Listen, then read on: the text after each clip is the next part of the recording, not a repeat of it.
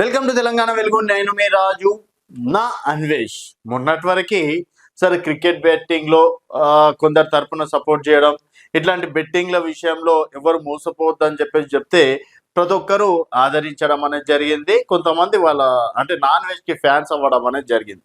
ఇప్పుడు non veg గాడే ఏం మాట్లాడుతున్నాడు? ఇదే భారతదేశంలో పుట్టి, ఇదే హిందూ మతంలో పుట్టి దేవీ దేవతలని ఘోరంగా అవమానిస్తున్నాడు. ఇంకోటి ఆ ప్రవచనకర్తల గురించి నాన్ సెన్స్ గా మాట్లాడడం అనేది జరిగింది. తర్వాత మళ్ళీ ఇంత జరిగిన తర్వాత సారీ చెప్తాడు అనుకునే తరుణంలో మళ్ళీ అదొక వెక్కిరించినట్టు కూడా, అంటే వెక్కిరించినట్టు సారీ చెప్పాలా వీళ్ళకి, వీళ్ళేమైనా పుడంగులా, నేను బరాబర్ ఇట్లే మాట్లాడతా, నాకు నోరు ఉంది, నాకు ఫ్రీడమ్ స్వేచ్ఛ ఉంది అని చెప్పేసి మామూలు విర్రవీగలే. సో భారతీయులు కొట్టిన పిచ్చి కొట్టుడికి ఈరోజు నాన్ వెజ్ ఏం చేయాలో అర్థం కాక మైండ్ బ్లాక్ అయిందని చెప్పేసి కూడా చెప్పుకోవచ్చు. సో ఈ 2 రోజుల్లో నాన్ వెజ్ ని 2 రోజులు ఈరోజు నాన్ వెజ్ అనేటోడు ఎట్లా పరిచయము? ఇదే సోషల్ మీడియా నుంచి, ఇదే ఇన్స్టా నుంచి, ఇదే యూట్యూబ్ నుంచి ఈ రోజు ఇదే బ్లాగ్ చేసుకుంటూ నాన్ వెజ్ అనేటోడు ప్రపంచానికి తెలిసింది. లేకపోతే నాన్ వెజ్ గాడు ఎవడో గుట్టంగాడు అని చెప్పేసి ఉంటుండో. అట్లా ఏదైతే సోషల్ మీడియా నుంచి ప్రమోట్ అయ్యిండో అదే సోషల్ మీడియాలో 2 రోజుల్లో 2 లక్షల మంది అన్సబ్స్క్రైబర్ చేసిండ్రు. సో ఎక్కడ కనిపిస్తే అక్కడ, ట్విట్టర్లో కావచ్చు, ఎక్కడ చూసినా కూడా అన్సబ్స్క్రైబ్ నా అన్వేషణ ఛానల్ అని చెప్పేసి ప్రతి ఒక్కరు ఇదే పెట్టడం అనేది జరుగుతుంది. సో దీంట్లో ఒక రకంగా, ఎందుకంటే ఒక్క మాట అనడంతో, హిందూ దేవి దేవతలను ఒక్క మాట అనడంతో దాదాపుగా 2 లక్షల మంది చైతన్యమై, 2 లక్షల మంది భారతీయులు చైతన్యవంతులు అయ్యి ఈరోజు నాన్ వెజ్ గారిని అన్సబ్స్క్రైబర్ చేయడం అనేది జరిగింది. సో ఇంకా ఎవరైతే విర్రవీగుతారో వాళ్ళ పరిస్థితి కూడా, ఎందుకంటే ఒక రకంగా ఇప్పుడు వాళ్ళకి ఒక యూనిట్ రావడం అనేది జరుగుతుంది. యాక్చువల్గా శివాజీ గారు ఒక రకంగా చెప్పాలంటే మంచి విషయాలు చెప్పిండండి. సరే సామాన్లు అది ఇది అనేది ఒక్క వడ్డ అనేది మిస్టేక్ అయింది అనుకోండి, అండ్ మిగతా చెప్పింది అంత కరెక్టే కదా. ఇంట్లో చెప్పారా మంచి బట్టలు వేసుకో అది ఇది అని చెప్పేసి పెద్దవాళ్ళు తిడుతుంటారు కదా.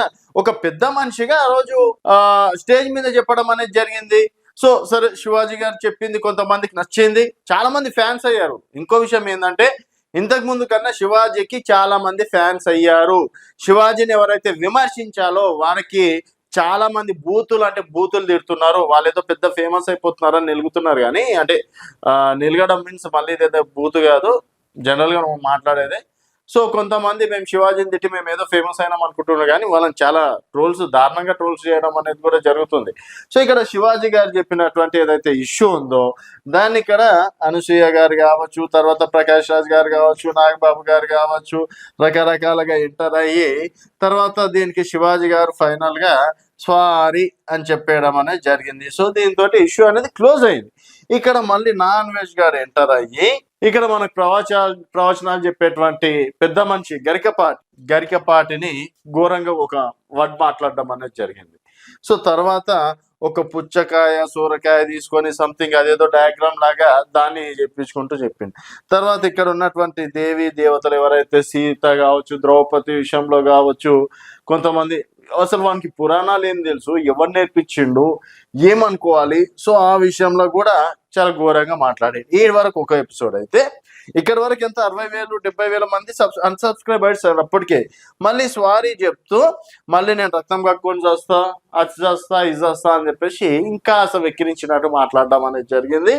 సో దెబ్బకి 2 రోజుల్లో 2 లక్షల మంది అన్సబ్స్క్రైబర్ చేసేసరికి ఈరోజు నాన్ వెజ్ గాడు భారతదేశానికి పాటును అడుగు పెట్టిండా, ఇంకా వాడిని మళ్ళీ మనకు ఈ మధ్య సోషల్ మీడియాలో వైరల్ అవుతున్నటువంటి ఘటనలు కూడా చాలా వరకు చూస్తున్నాం. సో దయచేసి నాన్ వెజ్ గారు మీరు మాత్రం భారతదేశంలో అడుగు పెట్టకండి. ఒకవేళ పొరపాటును అడుగు పెట్టినా ఇంకా మీరు మళ్ళీ నెక్స్ట్ వీడియో చేశారో లేదో అనేది అది మీ అదృష్టానికే వదిలేస్తున్నామని చెప్పేసి చెప్పుకోవచ్చు. సో ఇక్కడ ఎవరైతే నాన్ వెజ్ ఛానల్ ఇంకా సబ్స్క్రైబ్ ఉన్న వాళ్ళు మరి అన్సబ్స్క్రైబర్ చేసుకోవాలని చెప్పేసి పెద్ద ఎత్తున ట్రెండింగ్ అయితే నడవడం అనేది జరుగుతుంది. మరి ఈ వీడియో పైన మీ అభిప్రాయాల కింద కామెంట్ రూపంలో తెలియజేయండి. చూస్తూనే ఉండండి తెలంగాణ వెలుగు.